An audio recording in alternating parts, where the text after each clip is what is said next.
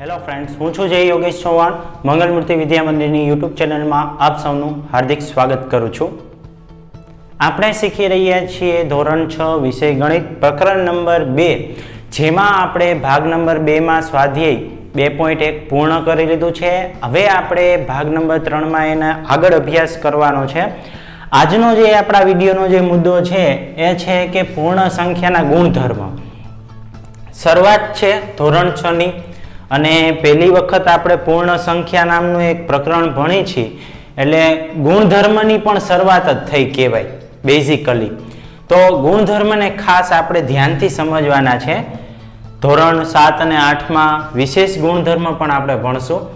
અત્યારે આપણે જે જોવાનું છે એ પૂર્ણ સંખ્યાના ગુણધર્મમાં પહેલો ગુણધર્મ છે સંવૃત્તતાનો ગુણધર્મ. એને સમજવા માટે આપણે એક બેસ્ટ ઉદાહરણ લઈ કે એક છોકરો હોય અને બીજો છોકરો હોય, બે છોકરા ભેગા થાય તો આપણે એને એમ જ કહીએ કે છોકરા જ છે, આપણે એમ ન કહીએ કે છોકરીઓ છે, બરાબર. એવી રીતે એક ગર્લ્સ ને બીજી ગર્લ્સ, બે ગર્લ્સ ભેગી થાય એટલે આપણે એમ જ કહીએ કે ગર્લ જ છે, છોકરીઓ જ છે, આપણે એને એમ નથી કહેતા કે એ છોકરાઓ છે. સેમ એવી રીતે સંવૃત્તતાનો ગુણધર્મ એટલે શું કે કોઈ પણ બે પૂર્ણ સંખ્યા હોય, બરાબર, કોઈ પણ બે પૂર્ણ સંખ્યા, એને તમે ગાણિતિક પ્રક્રિયામાં દર્શાવો, એટલે કે સરવાળો, બાદબાકી, ભાગાકાર, ગુણાકારમાં દર્શાવો અને જે જવાબ મળે છે એ જવાબનું નિરીક્ષણ કરીને વિચારો કે શું એનો જવાબ છે એ પૂર્ણ સંખ્યા મળે છે. તો અત્યારે આપણે એ ચેક કરવાનું છે. ચેક કર્યા પછી આપણે એ તારણ કાઢશું કે આ ચાર જે ક્રિયા કીધી મેં, સરવાળો, બાદબાકી, ગુણાકાર ને ભાગાકાર, આ ચાર ક્રિયામાંથી કઈ ક્રિયાઓમાં સંવૃત્તતાનો ગુણધર્મ છે એ પૂર્ણ સંખ્યામાં જળવાય છે. તો સૌથી પહેલું છે સરવાળા માટે. સરવાળા માટે પહેલા કીધું છે કે 7 + 8. 7 + 8 આપણે કરીએ એટલે આપણને ઓલરેડી ખ્યાલ છે કે 15 જવાબ આવે 15. 7 પણ પૂર્ણ સંખ્યા, 8 પણ પૂર્ણ સંખ્યા, અને સરવાળો કરતા જે સંખ્યા મળી 15 એ પણ પૂર્ણ સંખ્યા. તો આપણે અહીંયા કહી શકીએ કે પૂર્ણ સંખ્યા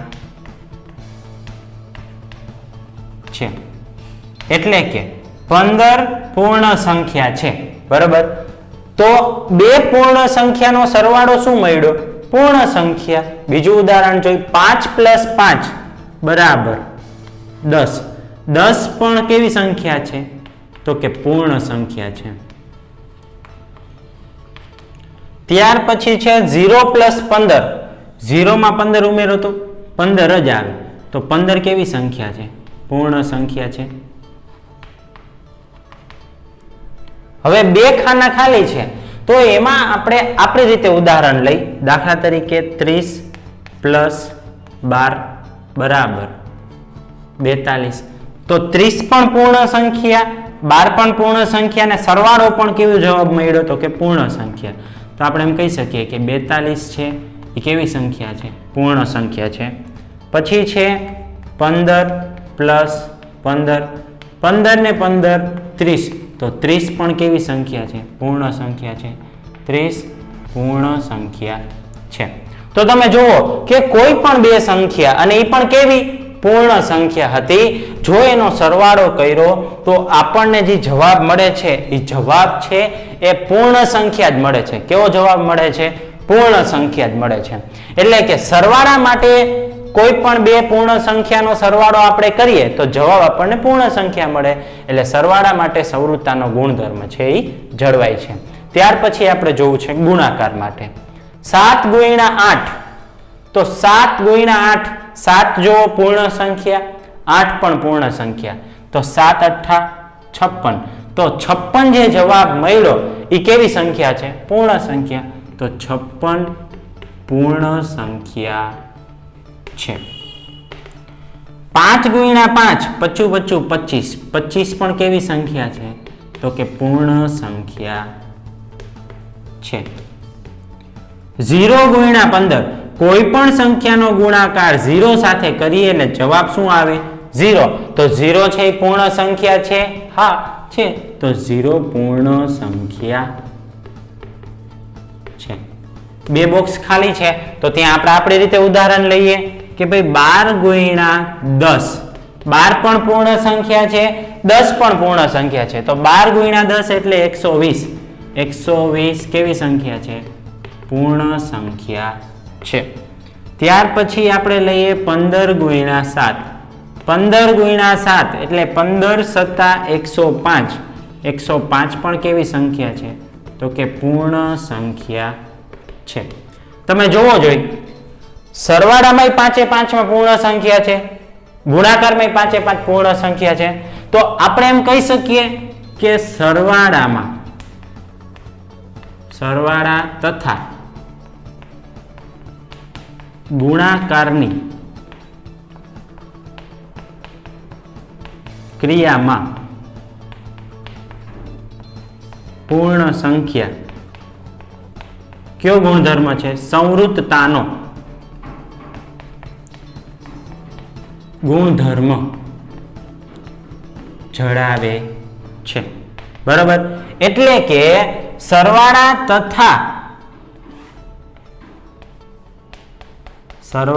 તથા ગુણાકારની ક્રિયામાં પૂર્ણ સંખ્યાઓ સંવૃત્તતાનો ગુણધર્મ જણાવે છે. એટલે કે એ જાળવી રાખે છે કે બે પૂર્ણ સંખ્યાનો સરવાળો આપણને પૂર્ણ સંખ્યા જ મળે છે, તો એનો મીનિંગ એમ થયો કે સરવાળાના અને ગુણાકારની બંને પ્રક્રિયામાં કોઈ પણ બે પૂર્ણ સંખ્યાનો સરવાળો કે ગુણાકાર કરીએ તો જવાબ પૂર્ણ સંખ્યા મળે, એટલે કે બંનેમાં સંવૃત્તતાનો ગુણધર્મ શું થાય છે? જળવાય છે. હવે એ જ વસ્તુ આપણે બાદબાકી માટે જોઈએ. 6 - 2 મોટી સંખ્યા 6 છે, નાની સંખ્યા 2 છે. 6 માંથી 2 જાય તો 4.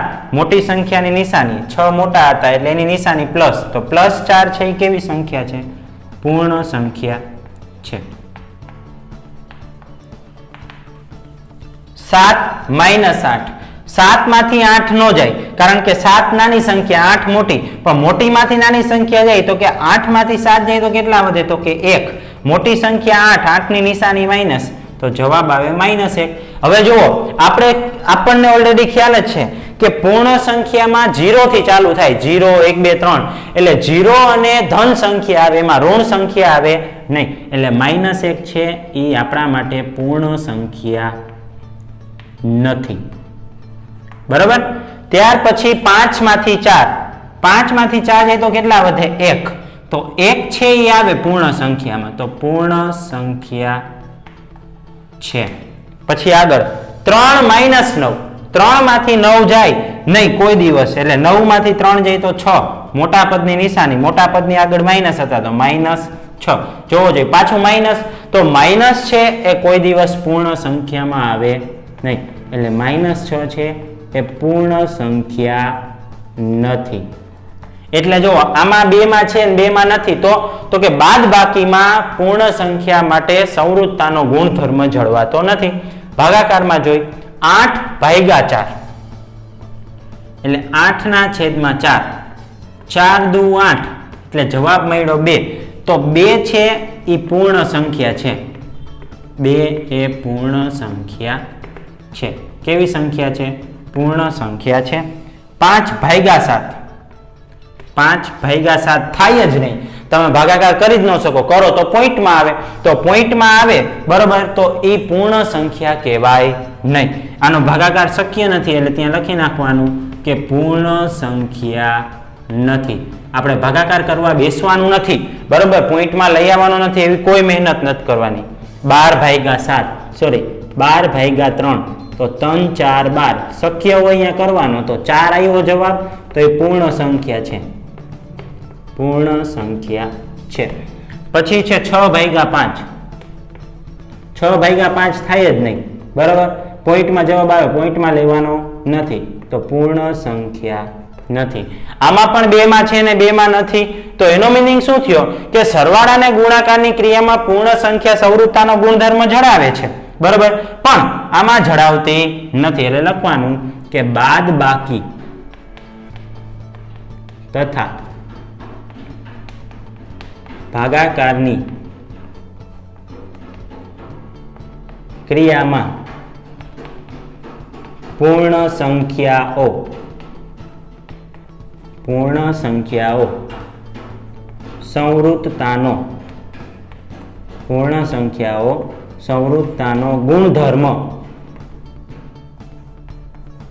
જણાવતી નથી. એટલે કે કોઈ પણ બે પૂર્ણ સંખ્યાની બાદબાકી કરો કે ભાગાકાર કરો તો એમાં જવાબ પૂર્ણ સંખ્યા મળે એવી 100% ખાતરી નથી. એટલે આ બે ક્રિયા બાદબાકી ને ભાગાકારની ક્રિયામાં પૂર્ણ સંખ્યાઓ છે એ સંવૃત્તતાનો ગુણધર્મ ધરાવતી નથી. તો પૂર્ણ સંખ્યા માટે સંવૃત્તતાનો ગુણધર્મ કોણ ધરાવે? તો કે સરવાળાની ક્રિયા અને ગુણાકારની ક્રિયા. બાદબાકીની ને ભાગાકારની ક્રિયા છે એ જણાવતી નથી. તમારી બુકમાં નોટ ડાઉન કરી લેજો. હવે આપણે જોઈ કે પૂર્ણ સંખ્યામાં શૂન્ય દ્વારા ભાગાકાર શક્ય છે કે નહીં. એના માટે પહેલા આપણે એક ઉદાહરણ લઈએ કે ભાઈ 8/2 બરાબર. ડાયરેક્ટ ભાગાકાર નથી કરવાનો. આ 8 છે બરાબર. 8 માંથી આપણે 2 બાદ કરીએ પહેલા. તો 8 માંથી 2 બાદ કરીએ એટલે કેટલા જવાબ મળે? તો કે 6. તો અહીંયા આપણે 2 કેટલી વખત પહેલી વખત બાદ કર્યા છે? તો અહીંયા લખવાનું કે પ્રથમ વખત. આપણે પ્રથમ વખત ત્યાં એને બાદ કર્યા. હવે 6 માંથી આપણે એને બીજી વખત બાદ કરીએ. 6 માંથી 2 જાય તો 4 બરાબર. 4 માંથી આપણે પાછા 2 બાદ કરીએ એટલે હવે આપણે કેટલામી વખત બાદ કર્યા? જોજો, ગણતા જાજો. ત્રીજી વખત. તો 4 માંથી 2 જાય તો કેટલા વધ્યા? 2. 2 માંથી પાછા આપણે 2 બાદ કરીએ તો કેટલામી વખત આપણે બાદ કર્યા? ચોથી વખત. તો 2 માંથી 2 જાય તો 0. જો 0 આવે તો એમ માનવાનું કે આપણો જે ભાગાકાર છે એ અહીંયા પૂરો થાય છે. શેષ 0 વધી. કેટલી વખત? તો કે 1 2 3 4. 4 વખત 2 બાદ કરવાથી આપણને જવાબ મળ્યો. એટલે કે 8/2 બરાબર 4 વ્યાખ્યાયિત કરી શકાય. એને આપણે આવી રીતે દર્શાવી શકીએ કે 8/2 બરાબર 4 જવાબ આવે એને વ્યાખ્યાયિત કરી શકીએ. હવે એવી રીતે બીજામાં જોઈ કે 2/0 તો 2 - 0 કેટલામી વખત? અહીંયા આપણે જોજો, જોતા જજો. પ્રથમ વખત બાદ કર્યું તો 2 માંથી 0 જાય તો 2. પાછો એમાંથી આપણે 0 બાદ કરીએ કેટલામી વખત? તો કે બીજી વખત. 2 માંથી 0 જાય તો 2. પાછો એમાંથી 0 બાદ કરીએ કેટલામી વખત? તો કે ત્રીજી વખત. તો 2 માંથી 0 જાય તો 2. પાછો આપણે એમાંથી 2 બાદ કરીએ તો કે કેટલામી વખત આપણે બાદ કરીએ છીએ? તો કે ચોથી વખત. તો 2 માંથી 0 બાદ કરીએ તો 2. તમે જુઓ 4 વખત બાદ કર્યું તોય દર વખતે આપણને શું મળે છે? 2 જ મળે છે. એટલે કે શેષ 0 મળતી નથી. તો આપણે એમ કહી શકીએ કે 2/0 ને વ્યાખ્યાયિત કરી શકાતી નથી. એને તમે વ્યાખ્યાયિત કરી શકો નહીં. એટલે કે એનો ભાગાકાર તમે કરી શકતા નથી. ફરીવાર એક વખત એવું જ ઉદાહરણ જોઈએ કે 7 - 0 તો પ્રથમ વખત આપણે 0 બાદ કરીએ તો 7 માંથી 0 જાય તો 7. પાછો આપણે એને દ્વિતીય વખત 0 બાદ કરીએ બરોબર. એટલે કે બીજી વખત આપણે બાદ કરીએ તો 7 માંથી 0 જાય તો 7. પાછો આપણે એનો 0 ત્રીજી વખત બાદ કરીએ. 7 માંથી 0 જાય તો 7. પાછો આપણે 0 એમાંથી ચોથી વખત બાદ કરીએ. 7 - 0 તો કેટલા આવ્યા? 7. 4 વખત બાદ કર્યા તો પણ આપણને એ જ જવાબ મળ્યો. શું જવાબ મળ્યો? તો કે 0. સોરી 7 ના 7 એટલે કે 7/0 ને વ્યાખ્યાયિત કરી શકાય નહીં. એટલે કે 7/0 કોઈ દિવસ થાય નહીં. તો આના ઉપરથી શું તારણ નીકળે ખબર છે? જો આ તારણ નીકળે કે પૂર્ણ સંખ્યાને શૂન્ય વડે વ્યાખ્યાયિત કરી શકાતી નથી. કોઈ પણ પૂર્ણ સંખ્યા હોય તો એને શૂન્ય વડે આપણે વ્યાખ્યાયિત કરી શકતા નથી. બરાબર, તો આના ઉપરથી આપણને એવું તારણ મળે કે કોઈ પણ પૂર્ણ સંખ્યા હોય તો એને આપણે શૂન્ય વડે વ્યાખ્યાયિત કરી શકતા નથી. બરાબર, રેડી? તો 3 ઉદાહરણ દ્વારા તમને સમજાઈ ગયું હશે, તો તમારી બુકમાં આને નોટ ડાઉન કરી લેજો. હવે આપણે જોઈએ કે સરવાળા અને ગુણાકાર માટે ક્રમનો ગુણધર્મ. ક્રમનો ગુણધર્મ એટલે શું? દાખલા તરીકે આપણે ક્યાંય જમવા માટે ગયા હોય અને લાઈનમાં ઊભા હોય, બરાબર, તો એવું ખરી કે ભાઈ પેલો વ્યક્તિ હોય એને બહુ સારામાં સારું જાજુ બધું જમવાનું મળશે અને પાછળના વ્યક્તિને ઓછું મળશે? એવું ન હોય. બધાને એક સરખું જ મળતું હોય અને જે વાનગી બનાવવામાં આવેલી એ જ હોય. એમાં એવું ન હોય કે ભાઈ પહેલા જે આવે એને સારું ને પછી જે આવે એને ખરાબ. તો આપણે એવી રીતે સંખ્યામાં જોઈ. બરાબર, હજુ એક આપણે ઉદાહરણ લઈ શકીએ કે માની લ્યો કે એક વર્ગખંડમાં 4 છોકરાઓ છે. હવે એક છોકરો પહેલી બેન્ચમાં, એક છોકરો બીજી બેન્ચમાં, એક છોકરો ત્રીજી બેન્ચમાં, એક છોકરો ચોથી બેન્ચમાં. શું 4 ને શિક્ષક દ્વારા જે શીખવવામાં આવે છે અલગ અલગ છે કે એક જ હોય? એક જ હોય. તો એ ચોથી બેન્ચ વાળો પહેલી બેન્ચે બેસે, પહેલી બેન્ચ વાળો ચોથી બેન્ચે બેસે, કાંઈ ફરક પડે નહીં. તો એ ક્રમનો ગુણધર્મ બતાવે છે.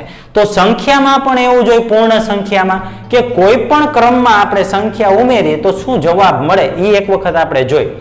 5 + 3 અને 3 + 5 આપણે એક સંખ્યા રેખા બનાવી. બરાબર, જે અહીંયા આપેલું છે 0 1 2 3 4 5 6 7 8. 5 + 3 એટલે 5 અહીંયા છે. બરાબર, 5 + 3 કરો 1 2 3, તો 5 + 3 બરાબર 8. 3 + 5 કરો એટલે અહીંયા 3 છે. બરાબર, 1 2 3 4 5, તો એ જવાબ શું આવ્યો? 8. તો 3 + 5 એ 8 આવે, 5 + 3 એ 8 આવે, એટલે બેયનો જવાબ કેવો આવ્યો? સરખો. હજુ એક ઉદાહરણ દ્વારા આપણે સમજીએ એને. 0 1 2 3 4 5 6 ને 7. 3 + 2, 3 જોવો અહીંયા છે, એમાં 2 ઉમેરો 1 ને 2, તો 3 + 2 બરાબર કેટલા આવ્યા? 5. 2 + 3 1 2 3, તો એ જોવો જોઈએ જવાબ શું આવ્યો? 5. તો 2 + 3 બરાબર પણ કેટલા આવ્યા? 5. ત્યાર પછી છે 4 + 6, એ પણ આપણે જોઈ. અહીંયા આવશે 0 1 2 3 4 5 6 7 8 9 ને 10. પેલા છે 4 + 6, તો 4 અહીંયા 1 2 3 4 5 ને 6, તો જોવો જોઈએ 4 + 6 બરાબર કેટલા આવ્યા? 10. હવે 6 + 4 1 2 3 4, તો 6 + 4 પણ તમે જોવો જોઈએ કેટલા આવ્યા? 10. તો શું આપણે એમ કહી શકીએ કે સરવાળા માટે કોઈ પણ બે સંખ્યાને કોઈ પણ ક્રમમાં ગોઠવીએ તો જવાબ કેવો મળે? સરખો મળે. તો અહીંયા લખવાનું આમ કોઈ પણ બે પૂર્ણ સંખ્યા ને કોઈ પણ ક્રમમાં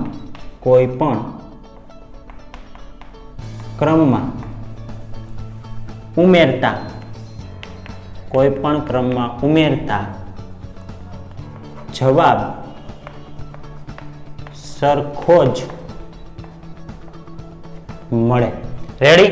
તો આપણને ખબર પડી ગઈ કે સરવાળામાં કોઈ પણ બે ક્રિયા હોય એને તમે કોઈ પણ ક્રમમાં ઉમેરો તો જવાબ આપણને હંમેશા એક સરખો જ મળે છે. હવે આપણે જોવું છે ગુણાકાર માટે. 5 × 3 15, એને ઊંધું 3 × 5 15, 3 × 2 6, 2 × 3 6, 4 છીક 24, 6 4 24. તમે જોવો જોઈએ બધાયના જવાબ જોઈ લ્યો સરખા છે. 5 × 3 એ સરખું, 3 × 5 એ સરખું, 3 × 2 પણ સરખું, 2 × 3 પણ સરખું, 4 × 6 અને 6 × 4 ના જવાબ પણ સરખા. તો આપણે એમ કહી શકીએ કે આમ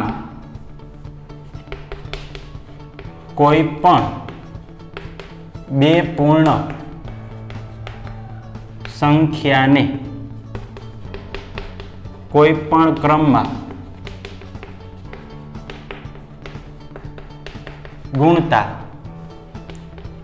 જવાબ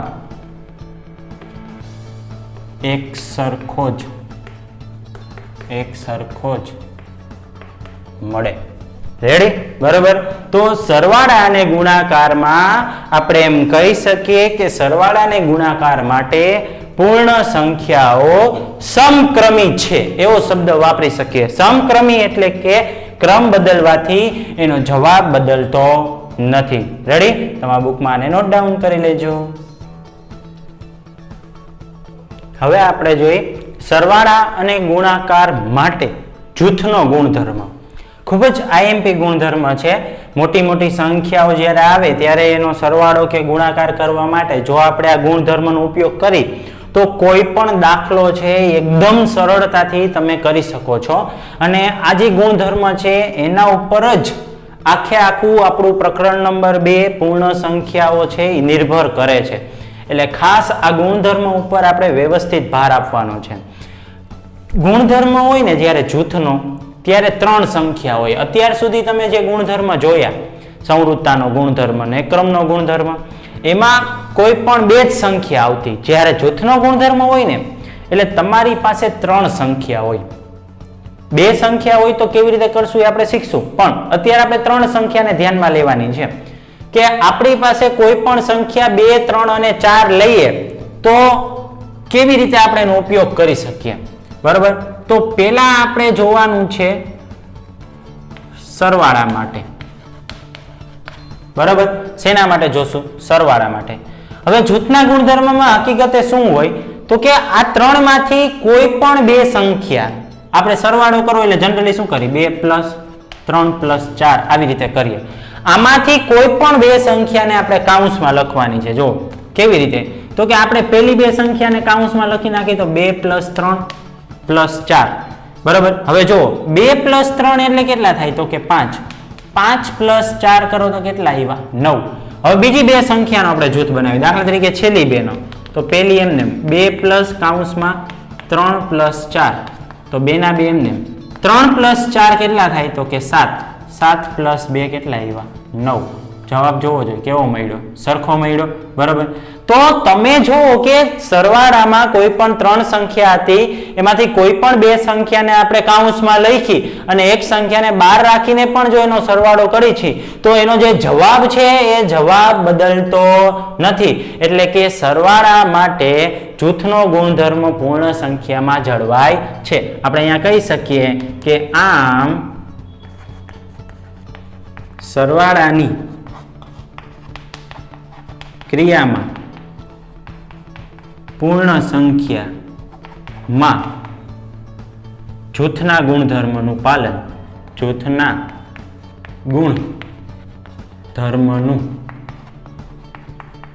પાલન થાય છે. આના માટે તમે લોકો બીજી વધારાની 12ની સંખ્યા લઈને પણ એનું ઉદાહરણ સ્વરૂપે અભ્યાસ કરી શકો છો. બરાબર? હવે સરવાળા માટે જોઈ લીધું. હવે આપણે જોવું છે ગુણાકાર માટે. બરાબર? તો ગુણાકાર માટે આપણે શું કરતા હોય જનરલી 3 સંખ્યા હોય એટલે 2 × 3 × 4 એવી રીતે આપણે કરીએ. હવે એની જગ્યાએ આપણે જૂથ બનાવી નાખીએ. પહેલી 2 સંખ્યાનો 2 × 3 × 4 2 × 3 એટલે 6 6 × 4 એટલે 6 4 24. હવે છેલ્લી 2 સંખ્યાનો બનાવીએ એટલે કે 2 × 3 × 4 2 ના ગુણ્યા એમને 3 4 12 12 દુ કેટલા થાય 24. જોવો જોઈએ જવાબ કેવો આવ્યો? સરખો આવ્યો. તો આપણે એમ કહી શકીએ કે આમ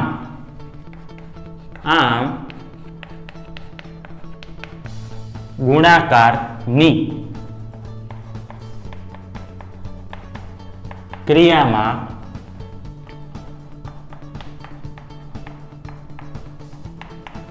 પૂર્ણ સંખ્યામાં જૂથના ગુણધર્મનું પાલન થાય છે. તો આપણને એટલો ખ્યાલ આવ્યો કે સરવાળાની ક્રિયામાં અને ગુણાકારની ક્રિયામાં બંને ક્રિયામાં ગુણાકાર માટે જૂથના ગુણધર્મનું પાલન થાય છે, બરાબર. તો આ બેયને તમારી બુકમાં તમે નોટ ડાઉન કરી લેજો. જો આજના વિડીયોમાં તમને કાંઈ ન સમજાતું હોય તો તમે કમેન્ટ કરીને અથવા તો અમારો કોન્ટેક્ટ કરીને પૂછી શકો છો. આ વિડીયો ધોરણ 6 ના બીજા વિદ્યાર્થીઓ સુધી પહોંચાડો, જેથી કરીને એ વિદ્યાર્થીને પણ આનો લાભ મળે. અને જો તમે મંગલમૂર્તિ વિદ્યા મંદિરની યુટ્યુબ ચેનલને સબસ્ક્રાઇબ ન કરી હોય તો સબસ્ક્રાઇબ કરી લેજો, જેથી કરીને એજ્યુકેશનલને લગતા આવા વધુ વિડીયો તમને મળતા રહે. Thank you.